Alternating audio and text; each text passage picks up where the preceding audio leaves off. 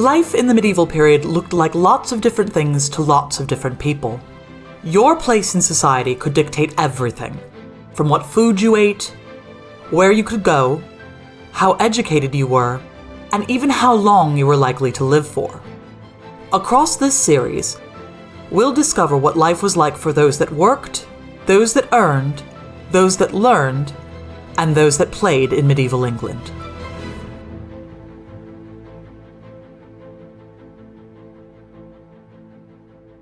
In terms of the medieval world, the last group that we're ready to talk about are often the group that gets talked about the most, the nobility writ large.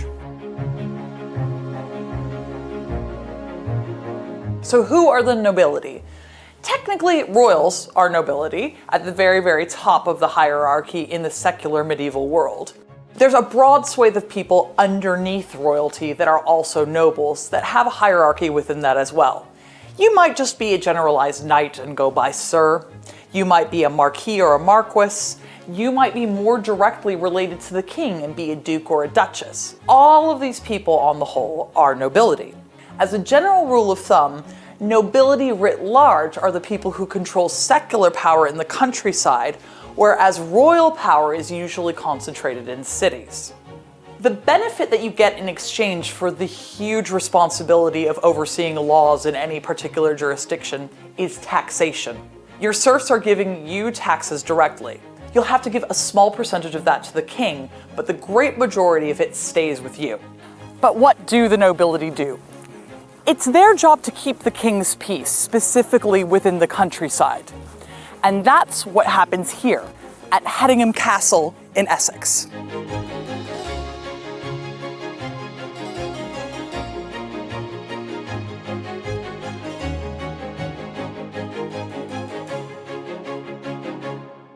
Hedingham is wonderful for any number of reasons, but one of them is that it's an almost archetypical example of Norman-style castles.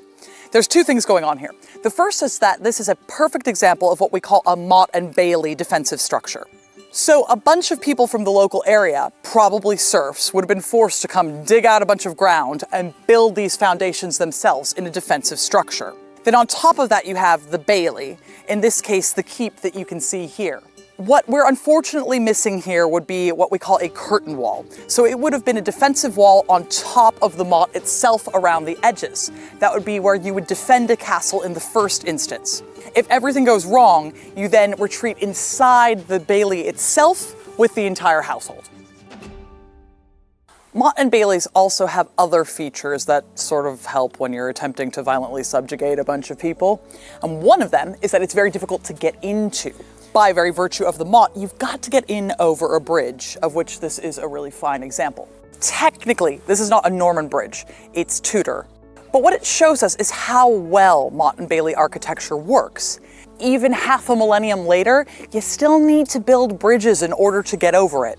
It's a really, really great way of controlling access and egress to your castle and making sure that no other armies or violent mobs can sneak up on you.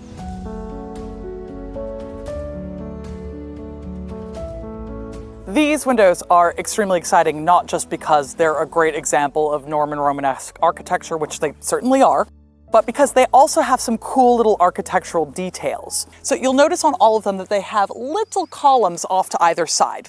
And these are something that we call a false arcade. It's meant to remind you specifically of Roman architecture. They want you thinking of the big Ionic and Doric pillars that you would see in a Roman villa. But the other thing you'll see going on is at the very top level here, you'll see that zigzag pattern over the arch. This is called a chevron, and it's specific to English Norman architecture in particular. You're not going to find that back on the continent in France now. It's only here, and it's only brought over by the Normans when they invaded. You'll also notice that all of the windows are different. So here at ground level, you just have these slits in the wall, and all that's doing is letting light into the interior. That's because the people on the very bottom level of the castle are the very most common people who are just servants, essentially. Further up, that's our guard room. It's got a larger window, but it's still not huge. Above that, that's the banqueting hall, so it's got pretty large windows that they're meant to impress everyone on inside. And then at the top of that, you have these really magnificent chevrons, because that's what you'll see from over the curtain wall when you're approaching the Motte and Bailey, as a specific example of Norman elegance. It lets everybody know who's approaching the castle, who's in control, and that the land is under new management. As impressive as this keep is, and it undoubtedly is, we can see a few clues that there used to be a lot more here than there currently is. We've got a broken archway here, which is what used to be the chapel. And up on top of the keep, you can see where there used to be roof lines. First, there was a flat one directly over the grand entrance door, and then there are some zigzag ones on top of that. They might have upgraded at a point in time. And all of these are great reminders of the fact that castle is actually a collective noun, and it refers to all of the buildings that would have been inside the curtain wall. So what kind of buildings are we talking about?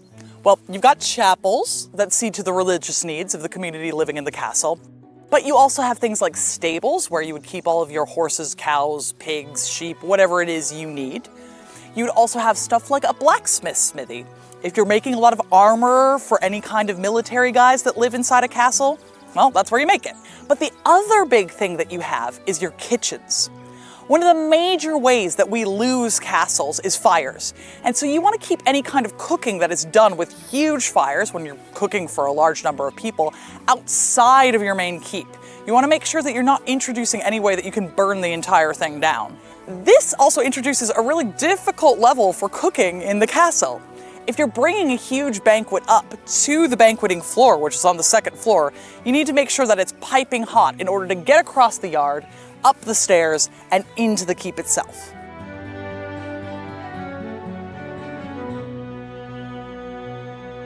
These stairs wouldn't have actually been extant in the medieval period, and you can kind of tell from what is missing. As we can see from the extant roof lines along there would have been buildings here, so there's no way you could have had a staircase up as well. This was, however, supposed to be the main entrance to the castle.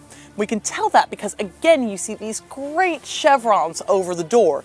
It's very fancy, it's really elaborate, it's meant to impress you as you come inside.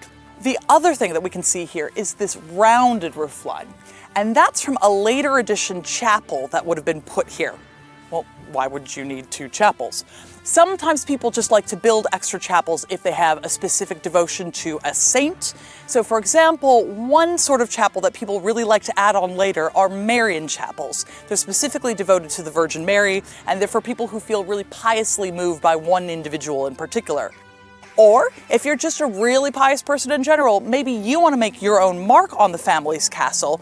You want a new architectural style added, so you put your chapel on later to remind everyone that you were here. So how does one become a member of the nobility?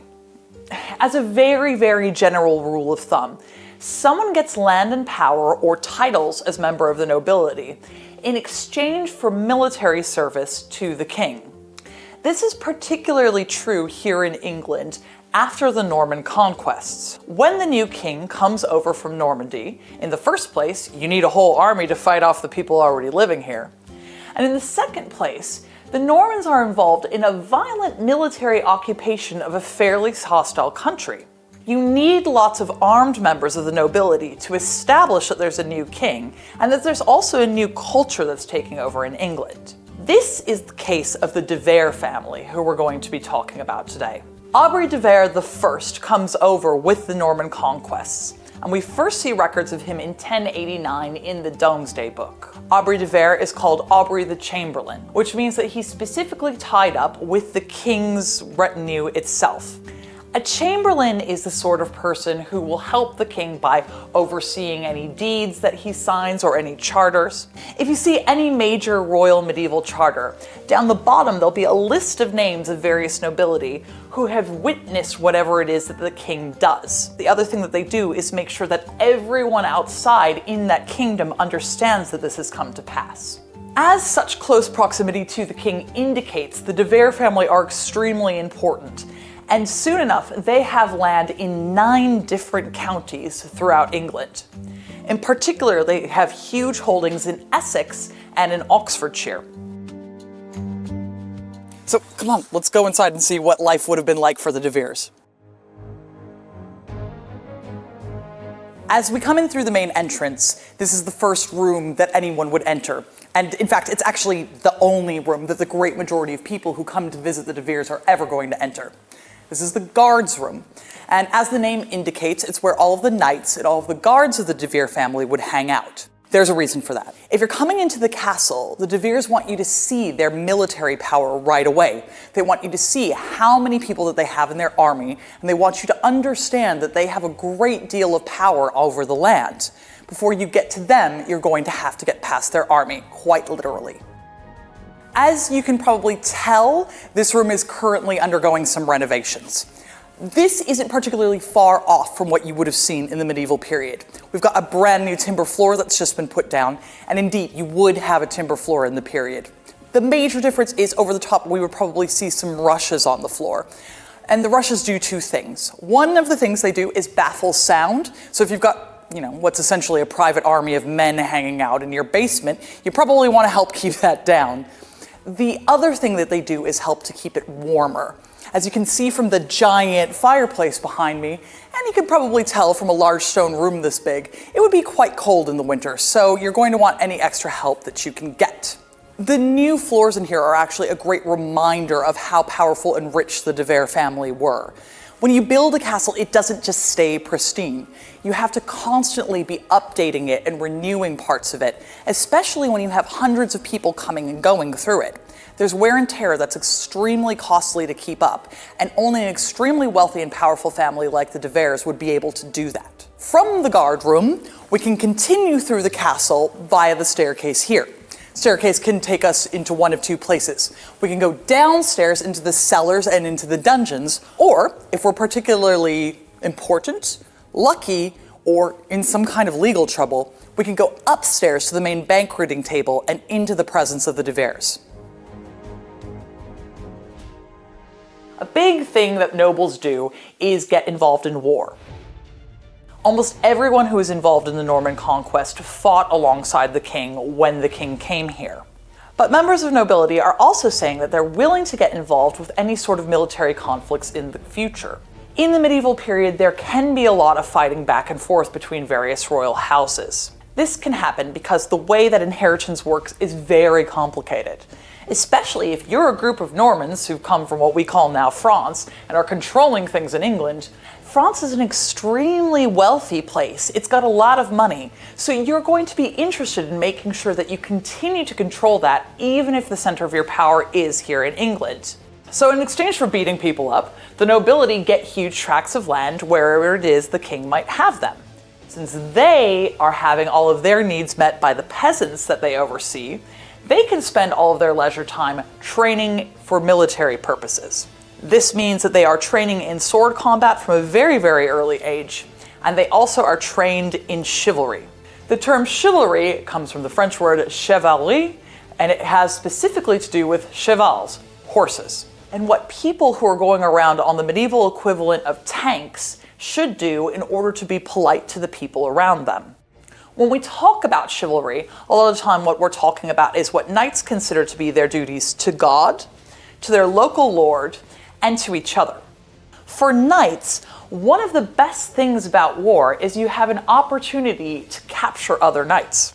Because once you do, you can take him back home and ransom him for all of the money that his family has. So one way of thinking about medieval warfare is thinking about it like rich guy tag. So knights often have a great deal of respect for each other, even if they're on opposite sides of the battle lines, not just because there's some chivalric ideal of respect, but because there are real monetary benefits to being nice to guys that you take advantage of. This is just another way that noble life is completely different to the life of commoners.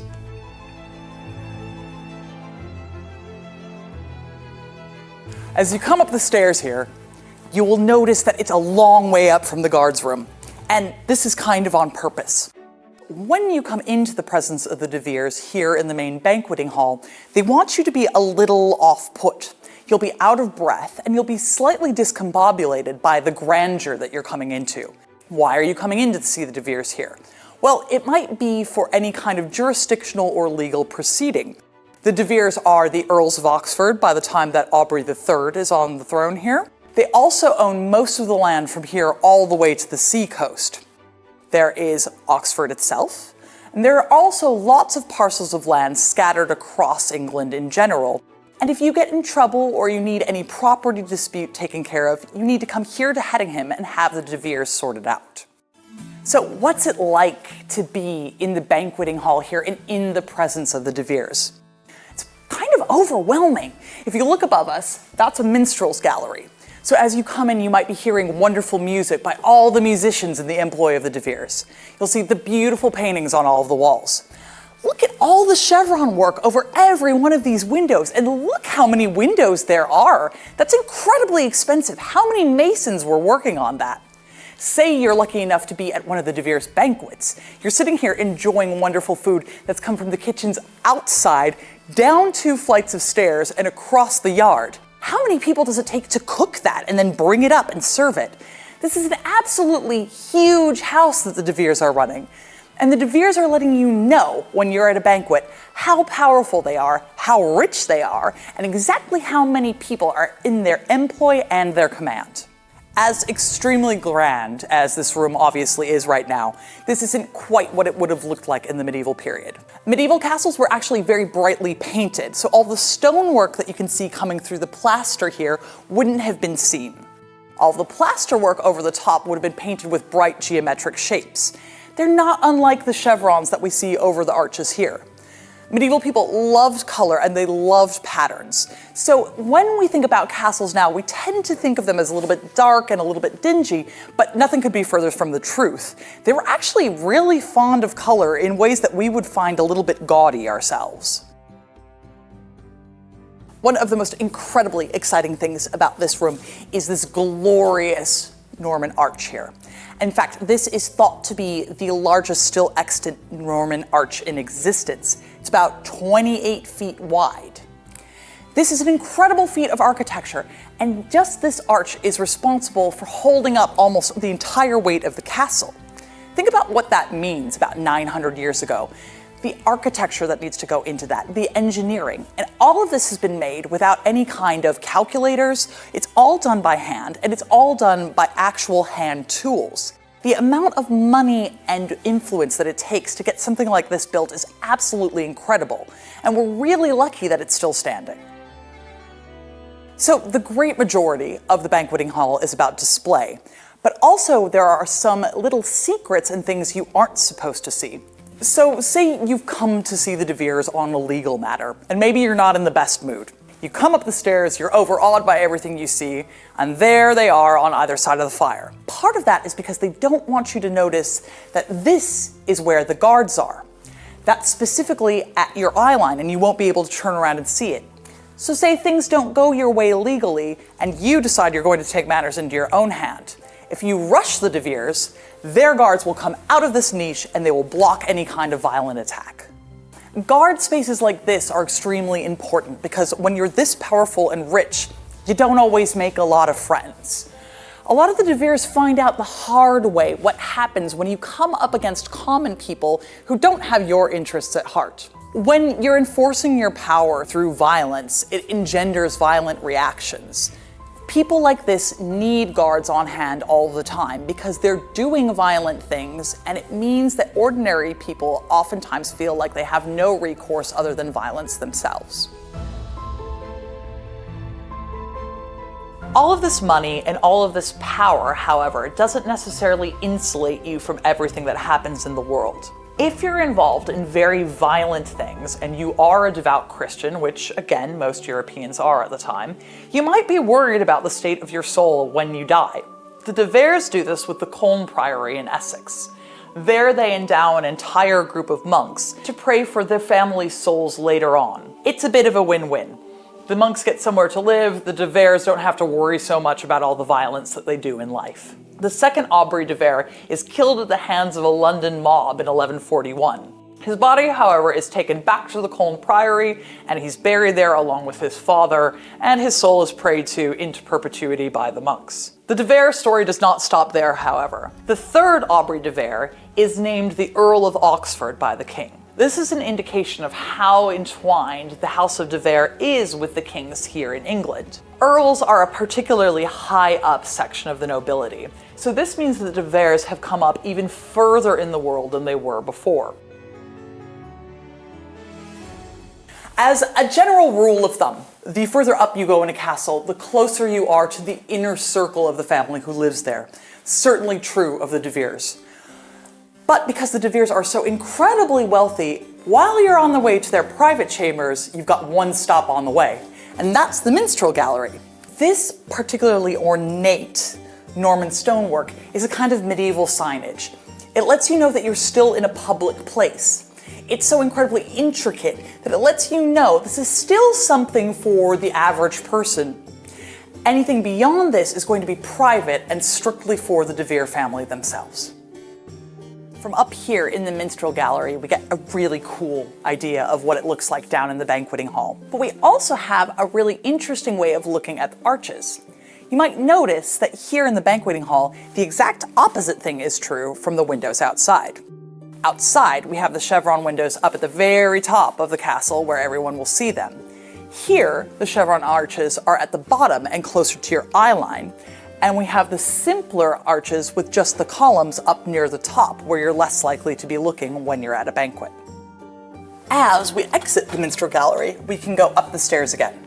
Our first stop ordinarily would be the de Vere family rooms. They are undergoing construction right now, which is actually great news because it means that we can pry into their private lives for generations to come once that's done. But even more exciting, we can go up one more again and get onto the roof of the castle.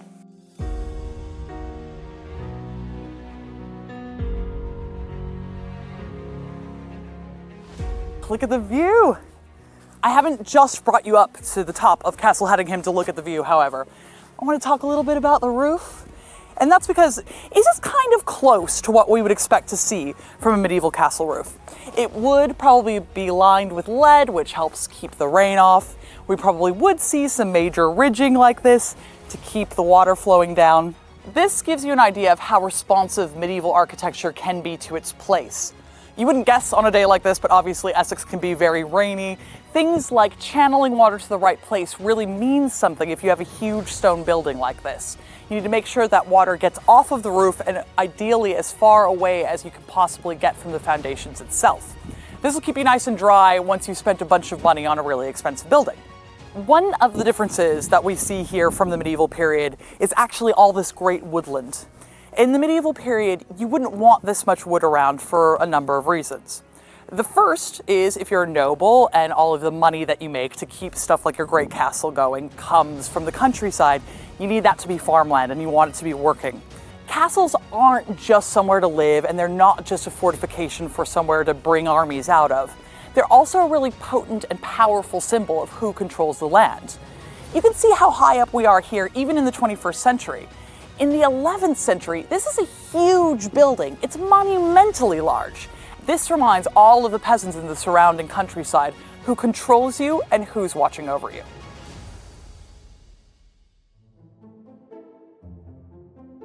We've come into the Georgian house on the grounds here of Hedingham Castle to have a look at some of the documents associated with it. This wonderful document right here is a 19th century scroll showing the lineage of the 17th Earl of Oxford, Edward de Vere.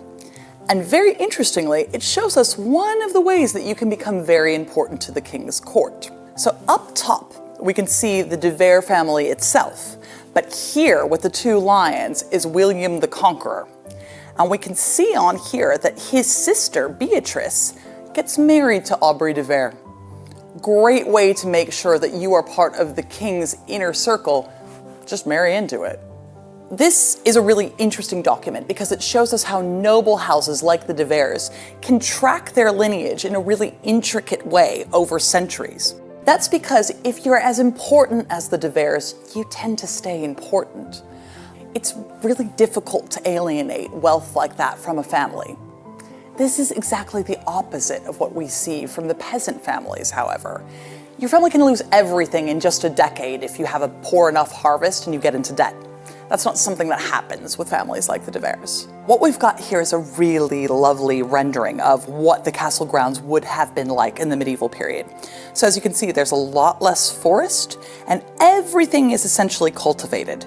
Each one of those strips would represent a particular family's holding for the peasantry. This is a really exciting document because it shows us the lands around the castle itself. So in the middle we see the castle, but up here we see the great park, and over here we see the little park. And in particular, one of noble people's favorite aspects of owning a castle, the multiple deer parks and hunting lodges. A huge way of spending your time when you're a noble is to go deer hunting. And all of the deer in those parks would be protected and earmarked for you. Having ready access to venison is a really big deal at the time, and it's also just essentially a very popular sport. The interesting thing about the Aubreys de Vere is that I can say that to you, the Aubreys de Vere. And there's a reason why you continue to name your son exactly the same thing. What these names are doing is underlying the generalized power of this specific household. It can mean that we sort of forget the individual intricacies of one person's life over another. And this is kind of ironic because these are the people that we know the most about.